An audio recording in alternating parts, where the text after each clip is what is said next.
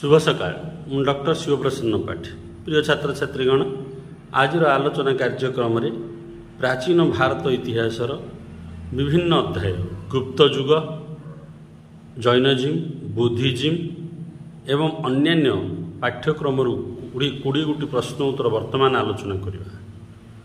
चलतु देखिए कौन कौच प्रथम प्रश्न फाइन who came to visit India during the Gupta period had the main motive of to establish trade relation between India and China, to write a book on the life of Indian people, to study the teaching of Lord Gautam Buddha, to spread Buddhism। ओडियार अर्थ है चाइनार परिव्राजक फाइयान जे कि भारत को आसते गुप्त मानकर शासन समय प्रायतः 400 शताब्दी से कहीं आसी पचार को लक्ष्य नहीं आसी पचार लक्ष्य थिला कि वाणिज्य व्यवसाय संपर्क सुदृढ़ करने भारत और चाइना मध्य। द्वितीयटी है लक्ष्य थिला कि भारतीय लोक मानकर जीवनी उपरे किछि लिखिबा। तृतीयटी है लक्ष्य थिला कि गौतम बुद्धंकर वाणी गुड़ी को अध्ययन करवा ना लक्ष्य थिला बौद्ध धर्मर प्रचार और प्रसार। तो पिला माने एडे एक उत्तरटी हम C to study the teaching of Lord Gautam Buddha. हुएन्सा कह कि फाइवन कह ये मैंने जो आछंती गौतम बुद्धंकर टीचिंग को स्टडी करने कहीं भारत होची से पवित्र बौद्ध धर्मर जन्मस्थान। गौतम बुद्ध जोटे कि धर्म को आरंभ करथिले से उद्देश्य चाइनार ये परिव्राजक माने आसी बर्तमान देखिए 2 नंबर प्रश्न who are the author of Aihole inscription. अत्यंत गुरुत्वपूर्ण स्टार वाला प्रश्न। ऐहोल शिलालेखर लेखक किए? रविकृति, पुलकेशिनी, भारवी, दांडिना। तो पिला माने 2 नंबर उत्तरटी हम ए रविकृति। रविकृति होचंती ऐहोल शिलालेखर रचयिता। तापर आम देखिए पिला 3 नंबर प्रश्न in which text occurs the earliest legend about the origin of varna. Rigveda, Yajurveda, Samaveda, Atharvaveda. केउ ग्रंथरे अति प्राचीन जह परंपरा आमर रही अछि वर्णर उत्पत्ति वर्णना करा जाइछि वर्ण व्यवस्थार पिला ऋग्वेदरे ना यजुर्वेदरे ना सामवेदरे ना अथर्ववेदरे। 3 उत्तर हम पिला माने ऋग्वेद।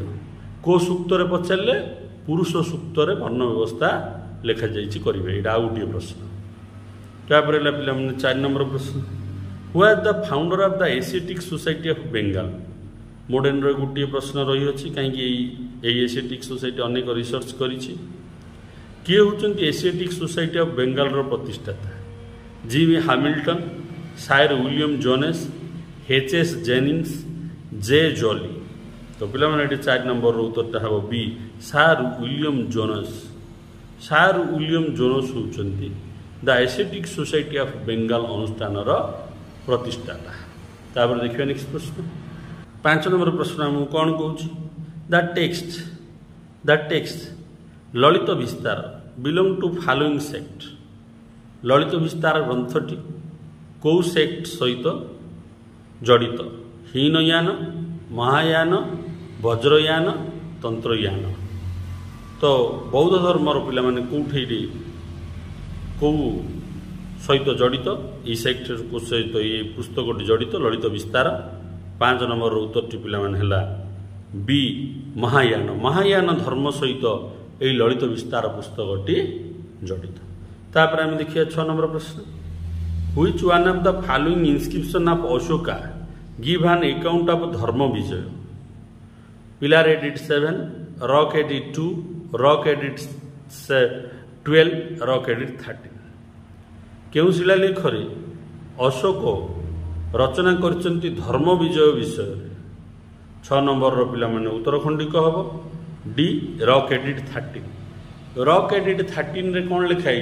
कलिंग युद्धर क्षयक्षति विषय लिखा जाइछि एवं जहाँकि धर्म विजय लिखा जापर देखिए आम पे 7 नंबर प्रश्न which king of Gupta dynasty was the first to call himself a Maharajadhiraj Gupta society आपण मानकर प्रश्न अच्छी राजा विषय पचार दे पारे सिलेबस गुप्त सोसाइटी रही गुप्त राजवंशर कौ राजा निजकू महाराजाधिराज उपाधि भूषित करथिले चंद्रगुप्त प्रथम चंद्रगुप्त द्वितीय घटस्कच गुप्त रामगुप्त तो पे 7 नंबर उत्तरटा हम ये चंद्रगुप्त प्रथम निजकू महाराजाधिराजा उपाधि भूषित करथिले तापर देखिए नेक्स्ट पे 8 number question which Rigveda deity is more frequently invoked as being the most useful and also most fearsome of the god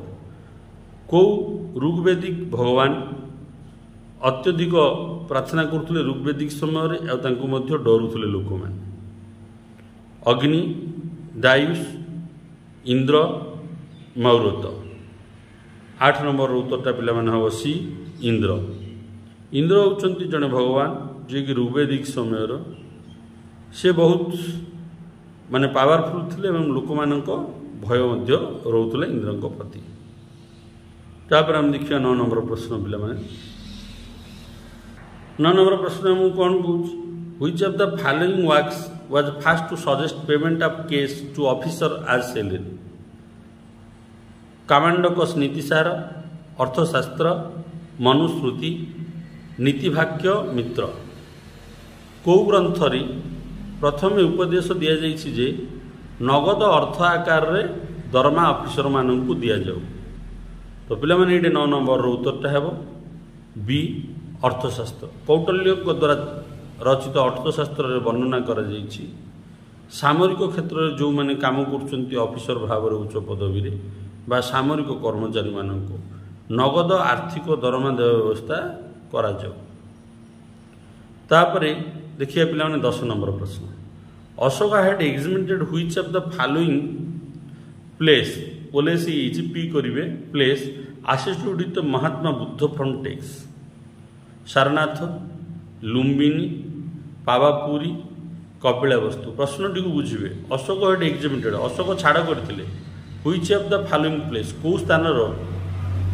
जहाँकि कर जहाँकि महात्मा बुद्धों सहित से स्थानटी जड़ित बुद्धंकर स्मृति से अंचल कर छाड़ करते से स्थानटा कौट 10 उत्तर हम पे बी लुम्बिनी अशोक शासन समय लुम्बिनी भ्रमण करने को जाते एवं से भ्रमण समय से लुम्बिनी अंचल से कर छाड़ घोषणा करते तो ये 10 नंबर उत्तरटा पे बी तापर हम देखिए नेक्स्ट 11 नंबर उत्तरटा कौन हो the name of Parshvanath father's name पार्श्वनाथंकर बापा ना कौन जैन धर्मर पार्श्वनाथ सिद्धार्थ अश्वघोष अश्वसेन बलभद्र तो पे 11 नंबर उत्तरटा हूँ सी अश्वसेन अश्वसेन होती पार्श्वनाथंकर पिता तापर हम देखिए पे 12 नंबर प्रश्न which of the following scholars is of the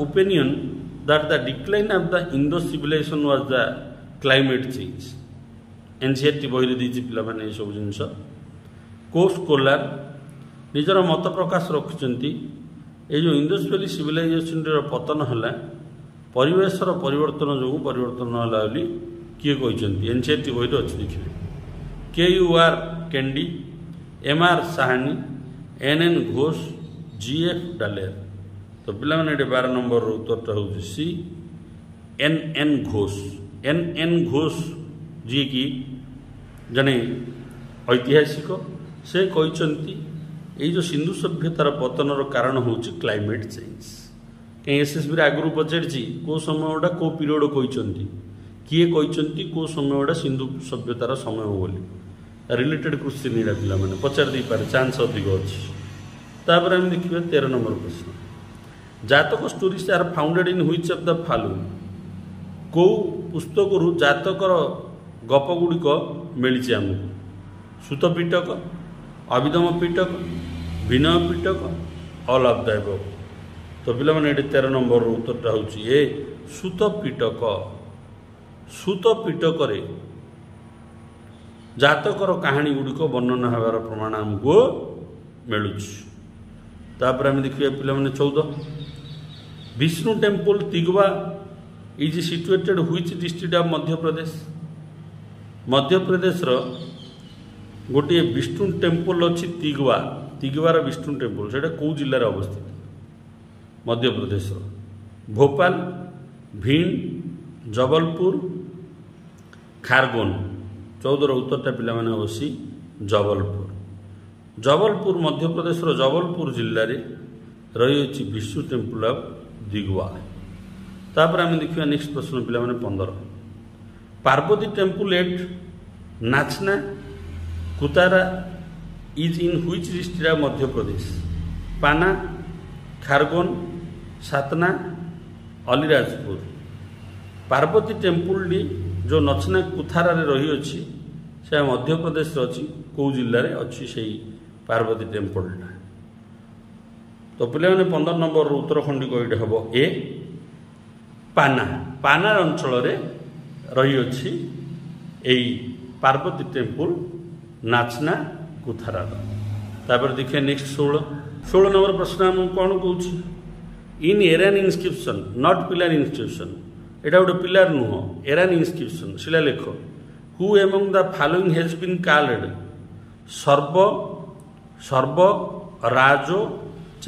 ସର୍ବରାଜଚେତ ବୋଲି କାହାକୁ କୁହାଗଲା ଏରାନ୍ ଇନସ୍କ୍ରିପସନ୍ରେ? ପିଲାମାନେ ଏଇଟା ଗୁପ୍ତ ଯୁଗର ସୋସାଇଟିର ପ୍ରଶ୍ନ।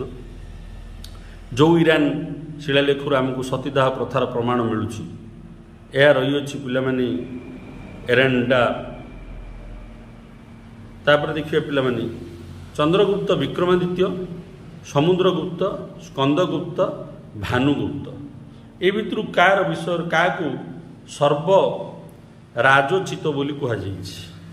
16ର ଉତ୍ତରଟା ପିଲାମାନେ ହେବ ବି ସମୁଦ୍ରଗୁପ୍ତଙ୍କ ସମୟରେ ଏହି ଇରାନ୍ ଇନସ୍କ୍ରିପସନ୍ଟା ଲେଖାଯାଇଥିଲା, ଯେଉଁଠୁ ସତୀଦାହ ପ୍ରଥାର ପ୍ରଥମ ପ୍ରମାଣ ଆମକୁ ମିଳୁଛି ଭାରତୀୟ ସମାଜର। ସେଇଠି ଲେଖାଯାଇଛି ତାଙ୍କୁ ସମୁଦ୍ରଗୁପ୍ତଙ୍କୁ ସର୍ବରାଜଚେତ। ତାପରେ ଦେଖିବା ପିଲାମାନେ 17 who is considered to be the author of Devi Chandraguptam. Devi Chandraguptam ପୁସ୍ତକର ଲେଖକ କିଏ? ମଦନ କବି, ହଳ, ବିଶାଖା ଦତ୍ତ, କୃଷ୍ଣା ମିଶ୍ର। ତ ପିଲାମାନେ ଏଠି 17 ନମ୍ବରର ଉତ୍ତରଟା ହେବ ସି ବିଶାଖା ଦତ୍ତ। ଅନେକ ପରୀକ୍ଷାରେ ଆସିଛି, ଅତି ସହଜ ପ୍ରଶ୍ନଟିଏ, ଆପଣ ସମସ୍ତଙ୍କୁ ଆସୁଥିବ ଉତ୍ତର। ବିଶାଖା ଦତ୍ତ ରଚନା କରିଛନ୍ତି ଦେବୀ ଚନ୍ଦ୍ରଗୁପ୍ତ। ତାପରେ ଆମେ ଦେଖିବା ପିଲାମାନେ 18 ନମ୍ବର ପ୍ରଶ୍ନ ଦ ଅଥର ଅଫ୍ ମିଳିନ୍ଦ ପନ୍ନ ହୁଅଜ୍। ମିଳିନ୍ଦ ପନ୍ନର ଲେଖକ କିଏ? ନାଗସେନ, ନାଗାର୍ଜୁନ, ଅଶ୍ୱଘୋଷ, ଜାମିନୀ। ତ ପିଲାମାନେ ଏଇଟା 18 ନମ୍ବରର ଉତ୍ତରଟା ହେଉଛି ଏ ନାଗସେନ ରଚନା କରିଛନ୍ତି ମିଳିନ୍ଦ ପୂର୍ଣ୍ଣ ପୁସ୍ତକ। ଅତ୍ୟନ୍ତ ଗୁରୁତ୍ୱପୂର୍ଣ୍ଣ ପୁସ୍ତକଟିଏ ପିଲାମାନେ ପରୀକ୍ଷାରେ ଆସୁଛି। ଦେବୀ ଚନ୍ଦ୍ରଗୁପ୍ତମ ଯେପରି ପରୀକ୍ଷାରେ ଆସୁଛି ବିଶାଖା ରଚନା କରିଛନ୍ତି, ସେହିପରି ମଧ୍ୟ ମିଳିନ୍ଦ ପୂର୍ଣ୍ଣ କିଏ ରଚନା କରିଛନ୍ତି ଆସୁଛି। ତାର ଉତ୍ତରଟି ହେବ ଏ ନାଗସେନ ରଚନା କରିଛନ୍ତି ମିଳିନ୍ଦ ପନ୍ନ। ତାପରେ ଆମେ ଦେଖିବା ପିଲାମାନେ 19 which of the following was not a ରଥ ଟେମ୍ପଲ। ରଥ ଟେମ୍ପଲ କେଉଁଟା ନୁହଁ? ଦ୍ରୌପଦୀ ରଥ, ୟଶୋଦା ରଥ, ଧର୍ମ ରଥ, ଗଣେଶ ରଥ।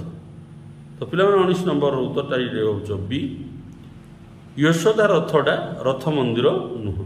ତାର ଅର୍ଥ 3ଟି ଯାକ ରଥ ମନ୍ଦିର ମନେ ରଖିଥିବେ।